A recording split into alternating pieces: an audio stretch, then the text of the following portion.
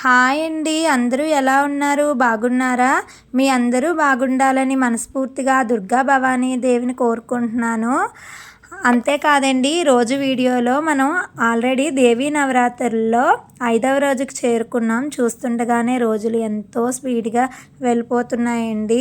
అమ్మవారి పూజ ఈరోజు మా ఇంట్లో నేను ఏ విధంగా చేసుకున్నానో ఈరోజు మీతో షేర్ చేసుకుందాం అనుకుంటున్నాను. వీడియో చివరి వరకు చూడండి. నచ్చితే తప్పకుండా లైక్ చేయండి. జై భవానీ. అయితే ఈరోజు దేవీ నవరాత్రుల్లో 5వ రోజు అమ్మవారి విజయవాడ కనకదుర్గాదేవి గుడిలో శ్రీ లలితా త్రిపుర సుందరీ దేవిగా మనకి దర్శనమిస్తున్నారు.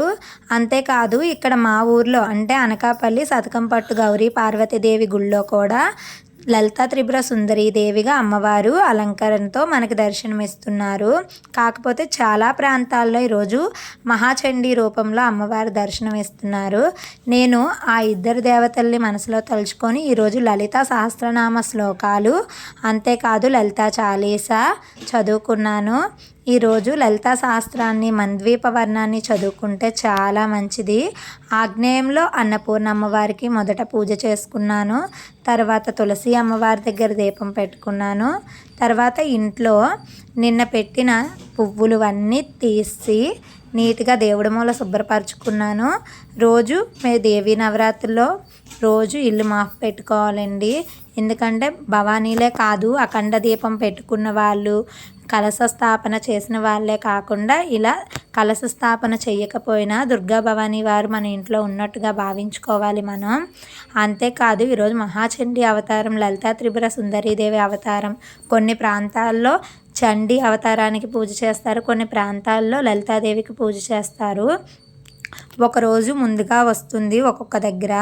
ఎందుకంటే విజయవాడ కనకదుర్గాదేవి గుడిలో మొదటి రోజు స్వర్ణ కవచ కలన్న దుర్గాదేవిగా దర్శనం ఇవ్వడం వల్ల ఒకరోజు అవతారం వెనక్కి ఉంటుంది. కొన్ని ప్రాంతాల్లో మొదటి రోజు బాలా త్రిపుర సుందరీ దేవిగా కొలుస్తారు. అందుకే ఒక అవతారం ముందుకు వస్తుంది. ఈరోజు అమ్మవారి అలంకరణ మా ఏరియాలో లలితా త్రిపుర సుందరీ దేవి. అందుకని నేను వేప కొమ్మలు, నిమ్మకాయ మాల, బంతిపూల మాల వేసుకున్నాను. మందార కుసుమప్రియ అయిన ఆ మందార కుసుమప్రియకి మందార పూలతో నేను పూజ చేసుకున్నాను. అంతేకాదండి, ఏ పేరుతో పిలిచినా ఏ రూపంతో కొలిచినా అంతటా నిండి ఉంది ఆ దుర్గా భవానీ మాతే కనుక నేను నిన్న లలిత అమ్మకు కూడా పూజ చేసుకున్నాను. అలాగే ఈరోజు లలిత అమ్మకి మహాచండీ దేవికి కూడా పూజ చేసుకుంటున్నాను. అంతేకాదు విశేషంగా దేవీ నవరాత్రుల్లో ఈరోజు సోమవారం కదా, సోమవారం అవ్వడం వల్ల మారేడు దళాలతో శివాష్టకం చదువుకున్నాను. అంతేకాదు ఫ్రెండ్స్, ఈరోజు లలితా సహస్రనామ శ్లోకాలు మహాచండీ నామాలతో కుంకుమార్చన చేసుకున్నాను. అంతేకాదు అమ్మవారికి ఈరోజు నేను పింక్ రంగు బ్లౌజ్ పీస్తో తాంబూలం పెట్టుకున్నాను. అలా పెట్టాలని ఏమీ లేదు, ఇదంతా మన మనశ్శాంతి. ఈ డెకరేషన్లు అలంకరణ అంతా మన మనశ్శాంతి కోసమే. అమ్మని మనం ఆ రూపంలో చూడాలి అని అనుకొని, మన కళ్ళకి ఆనందం కలుగుతుంది అని అనుకొని మాత్రమే ఇవన్నీ చేస్తామండి.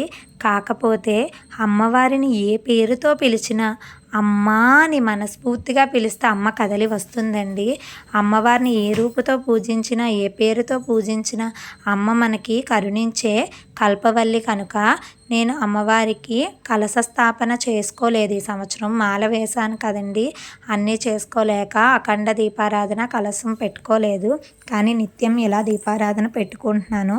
ఎవరైనా వర్కింగ్ ఉమెన్స్ ఉంటే కనీసం మీకు అవకాశం లేకపోతే ఈ దేవీ నవరాత్రుల్లో ఒక్కరోజైనా పూజ చేసుకోండి. అమ్మవారికి రోజు చలివిడి వడపప్పు పెట్టడం వల్ల చల్లదనం ఫ్రెండ్స్. ఇంట్లో ఉన్న వాళ్ళందరినీ చల్లగా చూస్తుంది అమ్మ. అమ్మకి ఎంతో ఇష్టమైన అంబలిని వేళ నివేదనలో పెట్టానండి. జై దుర్గా భవానీ. నా వీడియో నచ్చితే లైక్ చేయండి. భవానీలు, అవకాశం ఉన్న భవానీలు ఎవరైనా ఈ దేవీ నవరాత్రుల్లో రావుకాలంలో ఏదో ఒక రోజు రావుకాల దీపం వెలిగించండి భవానీ. ఇలా వెలిగించడం వల్ల మనకున్న సమస్త రావుకాల దోషాలు, గ్రహ బాధలు అన్నీ తొలగుతాయట. మాకు ఒక పురోహితులు చెప్పారు. నేను ఒక వీడియో పోస్ట్ చేశాను.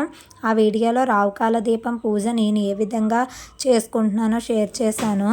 అంతలా అన్ని రోజులు చేయలేము అనుకున్న వాళ్ళు రావు కాలంలో శుక్రవారం కానీ ఆదివారం కానీ దేవీ నవరాత్రుల్లో రావుకాలం టైంలో దుర్గా భవానీ గుడి అయినా నూకాంబిక అమ్మవారి గుడి అయినా మీ దగ్గరలో ఉన్న ఏ గ్రామ దేవత గుడికైనా లేదా శివాలయంకైనా వెళ్ళి రావుకాల సమయంలో దీపారాధన చేసుకొని దీపారాధన కొండెక్కేంత వరకు లలితా సహస్రం చదువుకోండి ఫ్రెండ్స్. మీకున్న సమస్త దోషాలు పోతాయి.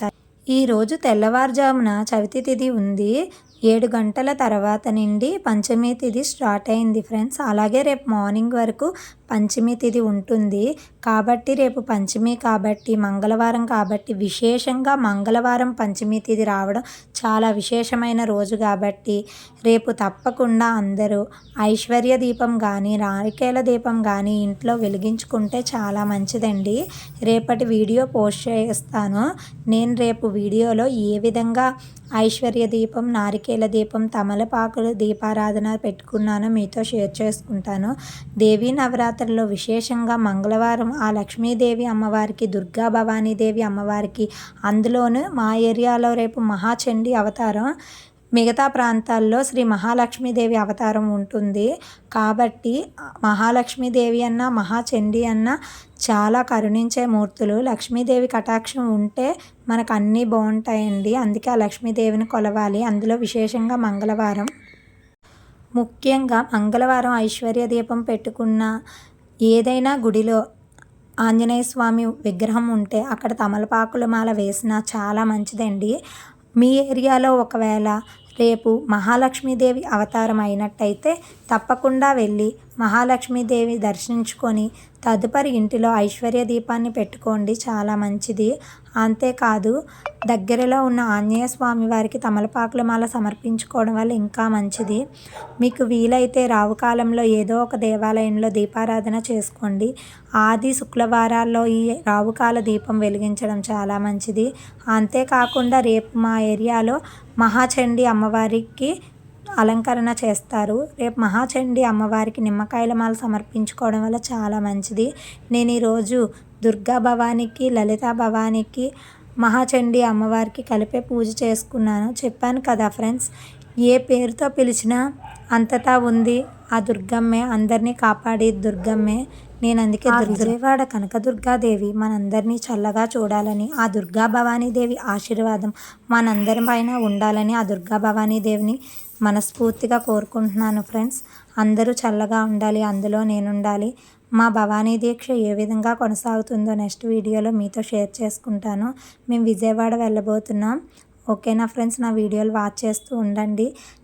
నా ఛానల్ సబ్స్క్రైబ్ చేసి సపోర్ట్ చేస్తున్న నా ఫ్రెండ్స్ అందరికీ థ్యాంక్స్.